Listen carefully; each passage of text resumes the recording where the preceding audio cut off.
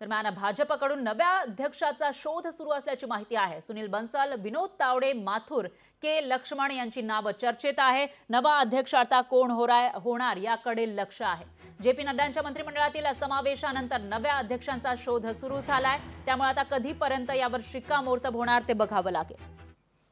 भाजपचे विद्यमान राष्ट्रीय अध्यक्ष जेपी नड्डा यांचा कार्यकाळ 30 जूनला संपुष्टात येत आहे आणि त्यांच्यानंतर ज्या नावांची चर्चा आहे आता राष्ट्रीय अध्यक्षपदावर ज्यांची वर्णी लागू शकते त्यामध्ये महाराष्ट्रातील विनोद तावडे यांच्या नावाची आता चर्चा सुरू झालेली आहे। नितीन गडकरींपाठोपाठ आता विनोद तावडे यांना राष्ट्रीय अध्यक्षपदी वर्णी लागणार का या संदर्भात आता महाराष्ट्रामध्ये उत्सुकता लागून राहिलेली आहे। कारण देशातील सर्वात मोठे पक्ष म्हणून सध्या भाजपची ओळख आहे आणि अशा पक्षाच्या प्रमुख पदावरती जर महाराष्ट्रीयन नेत्याचं नाव येत असेल तर नक्कीच महाराष्ट्रासाठी सुद्धा ती भूषणावह बाब असेल। आणि म्हणूनच आता ओम माथुर असतील किंवा बन्सल असतील यांच्यासोबत विनोद तावडे हे कितपत स्पर्धेत टिकतात आणि त्यांना राष्ट्रीय अध्यक्षपदी वर्णी लागते का याकडे सर्वांचंच लक्ष असेल। कॅमेरामन लालचंद यादवसह मी चेतन नावरे, मुंबई।